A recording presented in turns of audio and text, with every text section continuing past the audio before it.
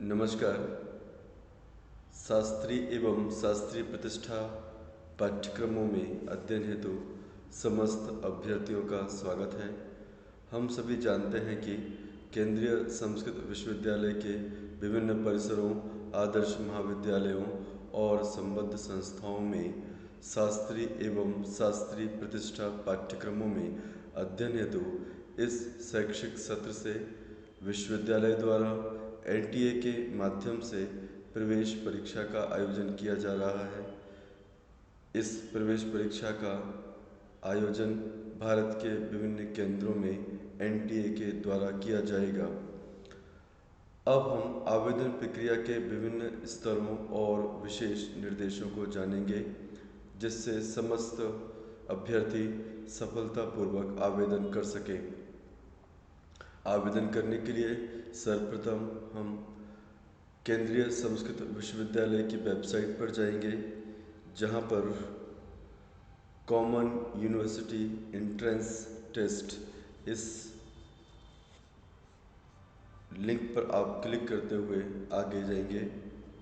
आप जैसे इस पर क्लिक करेंगे, आपको एनटीए की वेबसाइट प्राप्त होगी। इस एनटीए की वेबसाइट पर सर्वप्रथम आपको अपना पंजीयन करना होगा। पंजीयन करने के लिए आप इस पंजीयन रजिस्टर ऑप्शन है उस पर क्लिक करेंगे। यहाँ क्लिक करने के बाद आपके सामने पासपोर्ट बनाने के लिए विशेष नियम यहाँ दिए गए हैं। आपको इन नियमों को ध्यान से पढ़ना होगा ताकि आप ठीक तरीके से पासपोर्ट का निर्माण कर सकें और अपना सफलतापूर्वक पंजीयन कर सकें। इसके बाद सामान्य जानकारी प्रायः हम ऑनलाइन फॉर्म में जिस तरह से भरते हैं वही जानकारी हमको यहाँ पर भरनी है। नाम, पिता का नाम, माँ का नाम, यदि कोई अभिभावक है उनका नाम, अपनी डेट ऑफ बर्थ, जन्म दिनांक, जेंडर, नेशनलिटी और आइडेंटिटी टाइप। इसमें आधार नंबर के लिए आप other valid government identity with photograph इस ऑप्शन पर जाकर आप अपना आधार नंबर दर्ज कर सकते हैं और अग्रिम प्रक्रिया में आप जा सकते हैं। इसके बाद आपका जो वर्तमान में पता है उसके बारे में जानकारी है, इसको भी ध्यानपूर्वक भरना है। इसमें सामान्य जानकारी है, आप इसमें कहीं कोई जटिलता मैं नहीं समझता हूँ, करिए वो भर सकते हैं।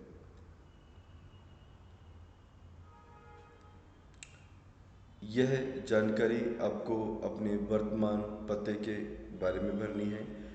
आपका वर्तमान में जो एड्रेस है उसकी जानकारी भरेंगे। यही आपका स्थायी पता है तो आप यहाँ पर क्लिक कर देंगे, click if same as present address. और यदि स्थायी पता वर्तमान पता से भिन्न है तो आप उसकी जानकारी दर्ज करेंगे। इसके बाद एक स्तर, एक चरण समाप्त हो जाएगा और इस समय आपको एक ओटीपी भी मिलेगा, जिसके बाद आप ओटीपी को दर्ज करते हुए यहाँ अपना आवेदन क्रमांक आप देख सकते हैं। इसी आवेदन क्रमांक का एक एसएमएस भी आपको प्राप्त होगा। आप इसको सावधानीपूर्वक अपने पास रखेंगे। इसके बाद हम आगे चलते हैं और यहाँ पर क्लिक करते हैं कंटिन्यू एप्लीकेशन फॉर्म। अब यहाँ से वास्तविक रूप में जो आवेदन पत्र भरने की प्रक्रिया है वह प्रारंभ होती है। कुछ जानकारी जो हम पहले भर आए हैं वो जानकारी यहाँ डिस्प्ले होती है और कुछ अन्य जानकारी यहाँ पर हमें भरनी होती है, जैसे कि कैटेगरी या पीडब्ल्यूबीडी।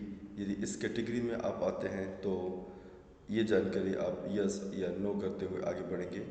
फिर अन्य जानकारी है, कुछ जानकारी पिछली जानकारी से ही प्राप्त हो जाती है, कुछ नई जानकारी आपको भरनी होती है, जैसे कि पिता के बारे में, उनकी क्वालिफ़िकेशन, उनका व्यवसाय, ठीक माताजी के बारे में, उनकी क्वालिफ़िकेशन, उनका व्यवसाय, फिर आपकी जो भी वार्षिक आय है उसके बारे में, फिर आप एक ट्विन जुड़वा हैं तो उसके बारे में, फिर आपका जो मूल निवास है जिस प्रांत में उसके बारे में।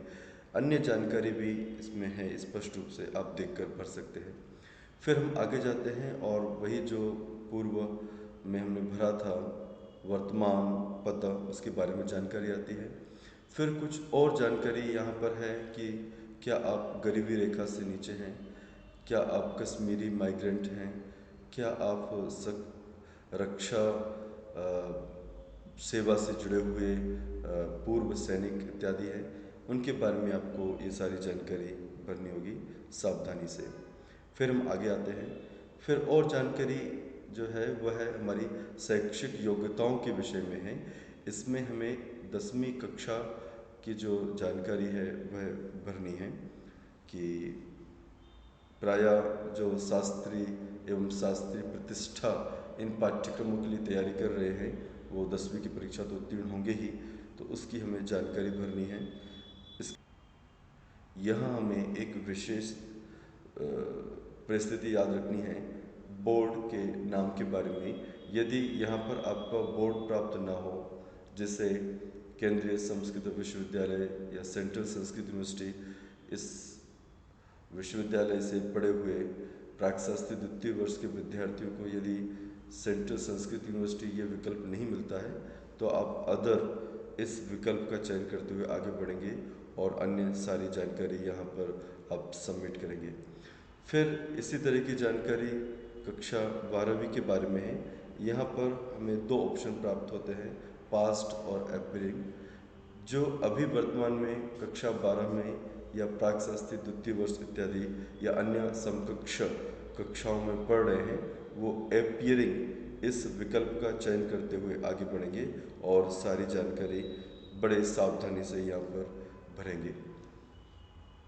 ये भी जानकारी 10वीं कक्षा के समान ही है। इसको भरने के बाद आप यहाँ पर जहाँ भी उपयुक्त रूप से सेव करने का ऑप्शन आता है आप वहाँ सेव करते हुए आगे बढ़ेंगे। और हम आगे चलते हैं। ये डिस्प्ले है। हमेशा एक विशेष चरण के बाद एक प्रीव्यू होगा।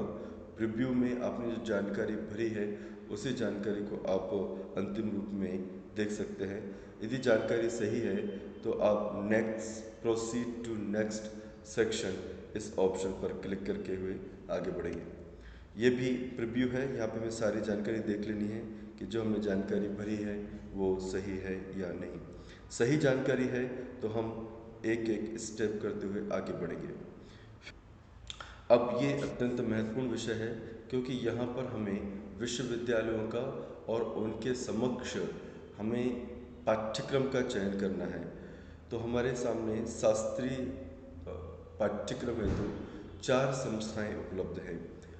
केंद्रीय संस्कृत विश्वविद्यालय नई दिल्ली, श्री लाल बहादुर शास्त्री राष्ट्रीय संस्कृत विश्वविद्यालय नई दिल्ली, राष्ट्रीय संस्कृत विश्वविद्यालय तिरुपति और बनारस हिंदू यूनिवर्सिटी वाराणसी। तो उन 4 विकल्पों में से किसी एक विकल्प का चयन करते हुए हम आगे बढ़ेंगे। यदि हमारी इच्छा है कि हम एक से अधिक विश्वविद्यालयों में अध्ययन करने का अवसर हमें प्राप्त हो तो हम यहाँ पर एक एक संस्था और उसके समक्ष सेलेक्ट प्रोग्राम नेम, इसमें जो ऑप्शन आते हैं उनमें से उपयुक्त ऑप्शन अर्थात विकल्प का चयन करते हुए हम ऐड करेंगे और पुनः फिर किसी अन्य विश्वविद्यालय का चयन करेंगे और उस विश्वविद्यालय के समक्ष आने वाले या उस विश्वविद्यालय द्वारा संचालित जो पाठ्यक्रमों की सूची है उसमें से किसी एक पाठ्यक्रम का चयन करते हुए हम आगे बढ़ेंगे। हम जो भी ये जानकारी जमा कर रहे हैं वो आगे हमको प्रीव्यू के रूप में उपलब्ध होगी। हमें ये सारी जानकारी बहुत ही गंभीरता से सावधानी से देखना है और सही होने पर आगे बढ़ना है। ये अंतिम प्रीव्यू है जिसको हम देख सकते हैं और सही होने पर हम आगे बढ़ सकते हैं। इसके बाद हमें ध्यान रखना है स्लॉट के बारे में। अब हम स्लॉट के बारे में थोड़ा जानते हैं। ये अत्यंत महत्वपूर्ण विषय है। यहाँ पर हमें ये बात ध्यान रखनी है कि प्रथम स्लॉट का हमें चयन नहीं करना है। यदि हम केंद्रीय संस्कृत विश्वविद्यालय में उसके विभिन्न परिसरों में संबद्ध संस्थाओं में शास्त्री या शास्त्री प्रतिष्ठा इस पाठ्यक्रम में पढ़ना चाहते हैं, हम सेकंड स्लॉट इसका हम चयन करेंगे और आगे बढ़ेंगे। तथापि हमें प्रथम स्लॉट में नॉट एप्लीकेबल, लैंग्वेज में not applicable, domain specific subject 1 not applicable, domain specific subject 2 not applicable और इस ऑप्शन में भी नो करते हुए आगे बढ़ना है। अब ये सेकंड स्लॉट का विषय आ गया है। यहाँ हमें ध्यान रखना है कि संस्कृत को भाषा के रूप में भी लेना है, जहाँ लिखा हुआ है एडिशनल लैंग्वेज, क्योंकि संस्कृत के विषय में जो प्रश्न पत्र होगा वह भाषा के विषय में भी होगा। साथ ही हमें संस्कृत को डोमेन स्पेसिफिक सब्जेक्ट के रूप में भी संस्कृत का चयन करना है। अन्य 3 विकल्प को हम यथावत छोड़ते हुए और यहाँ एक्सेप्टेंस इस निर्देश को स्वीकृत करते हुए और सेव करते हुए आगे बढ़ सकते हैं। पुनः हमने जो जानकारी अभी सबमिट की है उसका ही प्रीव्यू है, हमें इसे देखना है और जानकारी यदि सही है तो फिर आगे हमें चलना होगा। फिर दोबारा एक प्रीव्यू है, इसको हम देख लेते हैं। अपडेट करना चाहते हैं तो अपडेट कर सकते हैं, नहीं तो आगे बढ़ सकते हैं। ये भी एक प्रीव्यू है, इसको भी हमें दोबारा देखना होगा और आगे बढ़ना होगा। इसके बाद एक महत्वपूर्ण विषय ये है कि यद्यपि शास्त्री और शास्त्रीय प्रतिष्ठा की परीक्षा संस्कृत माध्यम से ही होनी है, तथापि यहाँ संस्कृत का विकल्प नहीं होने से हम किसी भी अपनी मातृभाषा का या हिंदी भाषा का चयन करते हुए आगे बढ़ना होगा, क्योंकि ये मैंडेटरी है। ये विकल्प अनिवार्य रूप से हमको चुनना है, लेकिन ये ध्यान रखना होगा कि हिंदी या अन्य माध्यम से आपकी परीक्षा नहीं होगी, वो केवल संस्कृत माध्यम से ही होगी। इसके बाद यहाँ पर हमें 4 विकल्प मिलते हैं। एनटीए के द्वारा पूरे भारतवर्ष में ही अलग अलग केंद्रों में परीक्षा होती है, तो हमें इन 4 विकल्पों को बड़ी सावधानी पूर्वक प्राथमिकता के आधार पर, अपनी सुविधा के आधार पर चुनना होगा और आगे बढ़ना होगा। जो भी जानकारी हमने अभी भरी है उसका हम यहाँ पर प्रीव्यू देखेंगे और यदि सही है तो प्रोसीड टू नेक्स्ट सेक्शन, हम इस सेक्शन नेक्स्ट सेक्शन के लिए यहाँ पर क्लिक करेंगे। इसके बाद फिर फोटोग्राफ और सिग्नेचर, इन दोनों को अपलोड करने के लिए कुछ विशेष नियम हैं, वह नियम हमें ध्यान रखना है और अपना फ़ोटो और सिग्नेचर उसी निर्देश के अनुरूप तैयार करना है अपलोड करने के लिए। हमें यह सिलेक्ट फाइल में उनको अपलोड करना है। अपलोड होने के बाद नेक्स्ट टू प्रीव्यू सेक्शन, इस पर क्लिक करेंगे और हमको एक फ़ोटो के लिए एक प्रीव्यू दिखाई देगा। यदि ठीक है तो हम आगे बढ़ेंगे। इसके बाद प्रीव्यू ही प्रीव्यू आपको दिखाई देंगे, जैसे कि ये इसमें बहुत सारी एक चेकलिस्ट है। हमें ये देखना है कि हमने जो जानकारी भरी है वही है या कुछ अन्य है या कुछ परिवर्तन होने की आवश्यकता है, तो हम इसमें परिवर्तन भी कर सकते हैं। उसके लिए हमें क्लिक करना होगा अपडेट एप्लीकेशन फॉर्म, और यदि ये सारी जानकारी इस पृष्ठ पर दी गई और अग्रिम पृष्ठ पर दी गई, ये सारी जानकारी सही है, तो हमें प्रोसीड टू पेमेंट, भुगतान के लिए आगे बढ़ना होगा। यहाँ पर एक बात ध्यान रखनी होगी, यदि हम ओके करते हैं तो इसमें फिर कोई परिवर्तन होने की आवश्यकता नहीं।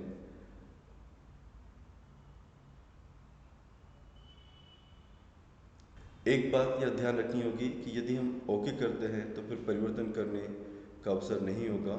यद्यपि एनटीए एक योजना बना रहा है, क्योंकि यह पहला अनुभव है उनके लिए भी और विशेष रूप से विद्यार्थियों के लिए एडिट करने के लिए, तथापि हमको पूरी जानकारी पूरी गंभीरता से और सावधानी पूर्वक सबमिट करनी है। यदि ये सारी जानकारी सही है तो हम प्रोसीड टू पेमेंट पर जाएंगे। यदि ये जानकारी गलत है तो हम अपडेट एप्लीकेशन फॉर्म इस विकल्प का चयन करेंगे। अब यदि ये जानकारी सही है तो हम अग्रिम चरण में जाते हैं, जहां हमें शुल्क का भुगतान करना है। इससे पूर्व हमें अपनी ईमेल का भी वेरिफिकेशन करना है। यहाँ आप अपनी ईमेल आईडी को टाइप करेंगे, दोबारा उसी ईमेल आईडी को टाइप करेंगे और फिर इस कैप्चा सिक्योरिटी पिन को टाइप करने के बाद आपके पास ईमेल आईडी पर एक ओटीपी आएगा और उस OTP को जब इसमें डालेंगे तो आपका ईमेल वेरीफाई हो जाएगा। और यहाँ पर अंतिम समरी के रूप में आपको प्रीव्यू मिल रहा है, जिसमें लिखा हुआ है कि आप अप्लाई ऑनलाइन जो रजिस्ट्रेशन है उसके लिए अप्लाई कर चुके हैं। आप ऑनलाइन एप्लीकेशन जो सेकंड स्टेज है उसको भी आप पूरा कर चुके हैं, और तीसरी स्टेज पे एग्जामिनेशन फ़ी ये आपका बाकी है। और अन्य मोबाइल नंबर आपका वेरीफाई हो चुका है और आपकी ईमेल आईडी भी वेरीफाई हो चुकी है। जब ये सारी प्रक्रियाएं समाप्त हो जाएं, उसके बाद आपके सामने फिर एक प्रीव्यू आता है, जिसमें आप उन सारी जानकारियों को दोबारा एक बार अच्छे से चेक कर लेंगे और पेमेंट के लिए फिर आगे बढ़ेंगे। पेमेंट के लिए आपके पास बहुत सारे ऑप्शंस होते हैं, क्रेडिट कार्ड है, नेट बैंकिंग है, UPI है। जो विकल्प आपके लिए सरल और सहज हो, आप उस विकल्प का चयन करते हुए भुगतान की पूरी प्रक्रिया को संपादित करेंगे। और अग्रिम जो भी प्रिंटआउट के रूप में NTA एक फॉर्म आपको प्रेषित करता है, उसको आप अपने पास सुरक्षित रखेंगे। और NTA जब भी एडिट का कोई ऑप्शन देता है, जिसे आपको स्लॉट में परिवर्तन करना हो, विषय में परिवर्तन करना हो, विश्वविद्यालय में कोई परिवर्तन करना हो, विश्वविद्यालय के किसी पाठ्यक्रम में कोई परिवर्तन करना हो, सिग्नेचर या फोटो उसमें कहीं कोई त्रुटि हो गई हो, उन सारे विषयों के लिए जहाँ तक संभव है NTA आपको एक अवसर उपलब्ध कराएगा। तब तक आपको अपनी ये सारी जानकारियाँ अपने पास सुरक्षित रखनी होंगी। ये केंद्रीय संस्कृत विश्वविद्यालय और अन्य संस्कृत विश्वविद्यालयों में और बनारस हिंदू यूनिवर्सिटी में पढ़ने के लिए, ग्रेजुएशन स्तर पर, स्नातक स्तर पर पढ़ने के लिए ये अनिवार्य प्रक्रिया है। इस प्रक्रिया को समझते हुए आप आवेदन करें, आप सफल हों और आपका जीवन मंगलमय हो।